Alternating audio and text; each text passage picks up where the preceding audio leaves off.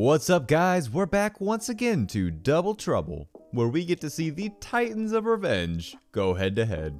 Last time, with a resounding 78%, we saw r/Supernova pull ahead.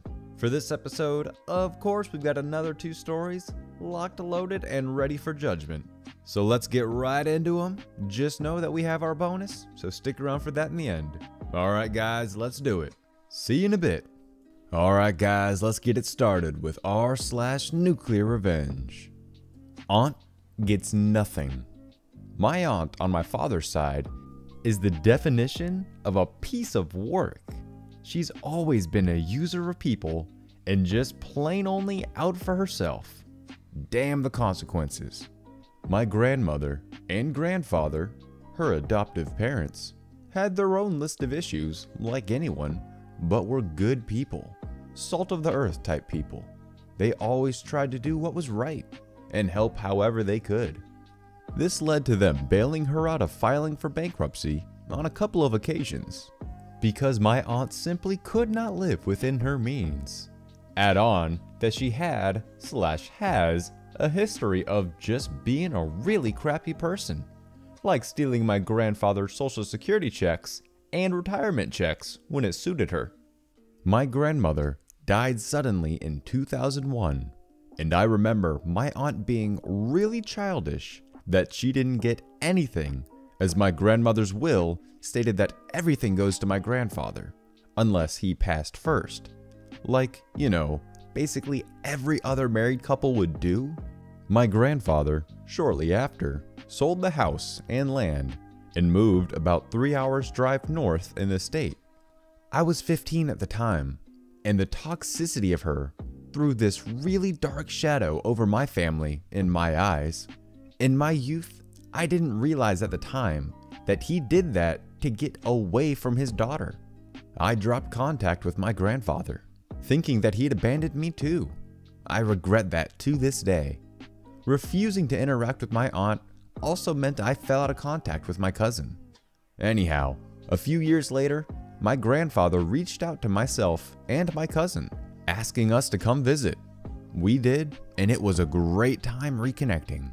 My aunt never knew about that, putting water under the bridge, so to speak. The years go by, and I still couldn't get over myself, and once again fell out of contact a few times. About 6 years ago, my cousin calls me saying that my grandfather is living with him now, and that he has dementia, that he probably doesn't have long to live. I was out of state at the time, so I booked the very next flight I could and raced to see him. My grandfather was able to recognize me and called me by the nickname he always used for me. That was the last time I ever saw him alive. He died early in the morning a couple days later, and my cousin and I had to go to the funeral home to set up the burial. Turns out that grandfather had set up everything already and had paid for it in full several years prior. All we had to do was sign some papers. Because we weren't his most immediate family, they needed my aunt to sign off as well. So, as much as I hated the idea, we set up a family meeting at the funeral home. We warned the director that she would try to change things, but to not let that happen. Not that she could pay the difference anyhow. True to form, during the meeting, she changed everything, from the type of casket, to the service, to even wanting members of the military there for a 21-gun salute. Grandfather was a Navy man from 45 to 65 and never saw active combat. Grandfather was a simple guy and had chosen the cheapest of everything. The director took it all in stride and said that the difference was something like $16,000 and looked directly at her and said, "We take cashier's check." The look on her face was priceless. After the service, about a week later, my cousin found my grandfather's will. So, another family meeting, this time with my grandfather's longtime lawyer friend, grandfather left his house and land to be sold and the proceeds to be donated to charities after any debts owed from the estate are paid off. A little over $55,000 got donated across several charities in his name. He also left nearly all other belongings to my cousin to be split with me as we saw fit, and left her $10 to be paid on the event of his death. Later, it was explained that he left her $10 so she wouldn't have recourse to challenge the will. If you don't name a living immediate family member, they can challenge the will through some legal process. We found out as well that he had sold the graveyard plot that was reserved for her next to my dad and my grandparents. I saw her about a month ago, looking like she may be homeless and obviously on drugs of some sort. I felt nothing but contempt and maybe a little schadenfreude. Alright guys, now we're moving on up to r/Supernova Revenge. Flash a bunch of young children, all underage, the youngest being 3, prepared to be scarred for life.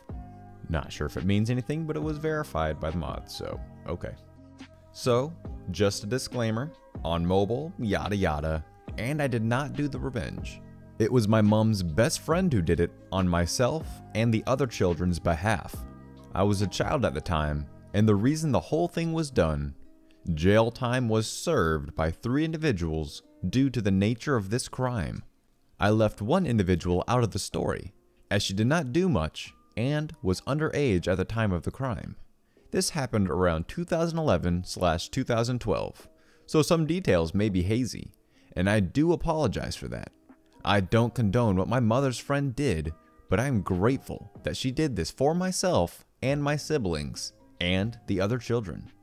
TLDR at the bottom, as this may be long. Abbreviations: MBF, Mom's Best Friend; POS, Piece of Crap; FOF, Friend of MBF, me obviously. 3, the amount of siblings. Around 2010 to 2012, my mother and stepfather at the time had been slowly getting worse in their relationship, to the point my mother feared for the lives of her children, me and 3. MBF helped my mom out and said we could stay with her safely for however long it took to get back on her feet. Cue POS. POS really was a piece of work.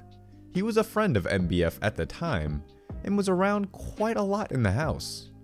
I'm not gonna lie and say that at the time, he wasn't the coolest person any of me and 3 had met. And he always gave us £5 whenever we asked to go to the shops. One day, MBF decided to have a birthday party for me and her own kid, hereby known as IK for Innocent Kid, as our birthdays were both in July, and the weather was awesome. She invited POS and his girlfriend at the time.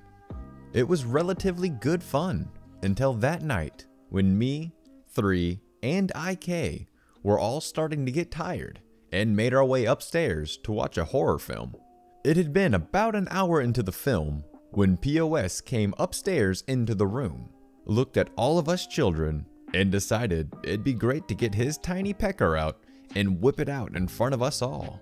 As he looked at all of us, children, none above the age of 13, both IK and my birthdays were ruined.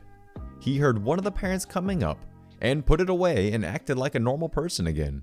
It wasn't until 2 months later any of us told our parents. Revenge time. When MBF heard this news, she began to plot, and plot, and plot. Now, the day this happened, I left 5 minutes just before the revenge came to fruition. But this is what MBF and the police informed myself of while giving an interview. MBF had gotten POS drunk as hell, and while he was drinking, she was still planning. MBF can hold her liquor very well, and she knew POS couldn't. She had me confirm what had happened, and then she made her move. MBF started boiling water as if she were going to make some tea. POS was none the wiser, and FOF had turned up to really make this a party for him.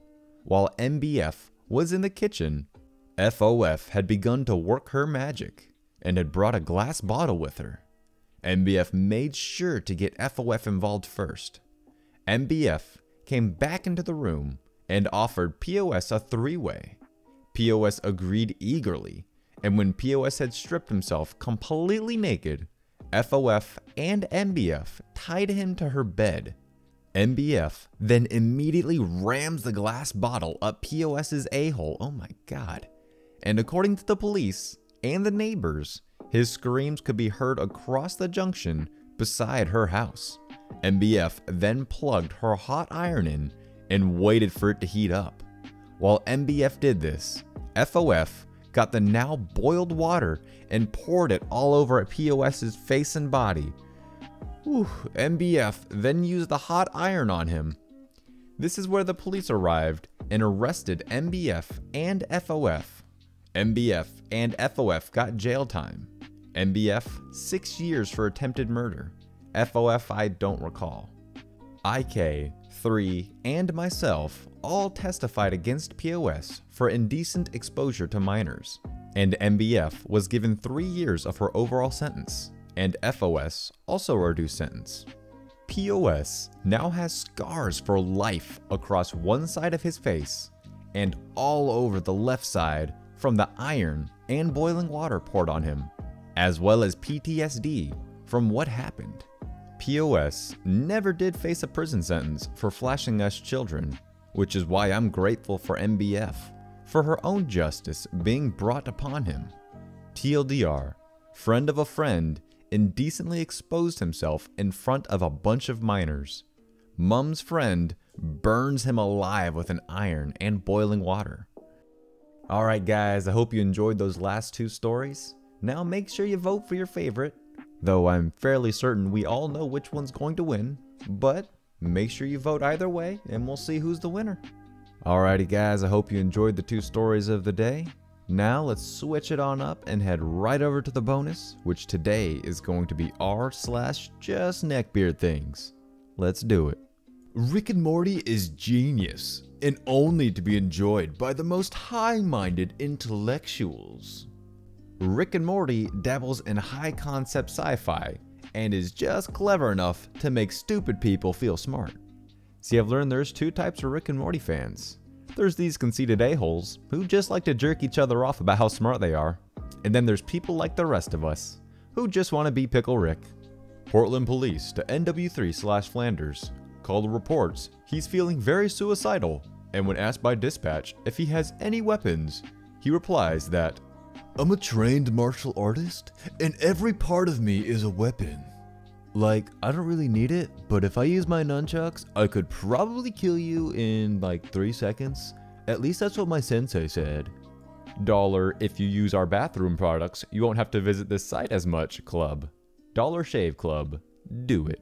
The fact that they're basically insulting everyone who sees this ad, and yet will still be loved for it, makes them genius. I think we found the leader. Maybe if we take this guy out, it'll be like the head of a snake, and the rest of the neckbeards will fall. You are a perfect mixture of sexy and cute that makes me want to hold you down and slap your booty in bed, but also kiss and cuddle the hell out of you. You're really bad at holding a conversation. Ugh, feminism is a plague to society. You know, I'm pretty sure it's a neckbeard, but we gotta zoom in. Alright, now we gotta enhance. Ah, there he is. There's our sweet, sweet neckbeard. Alrighty guys, that's gonna wrap it up for this video. Hope you enjoyed it, and I will see you in the next one. Peace out.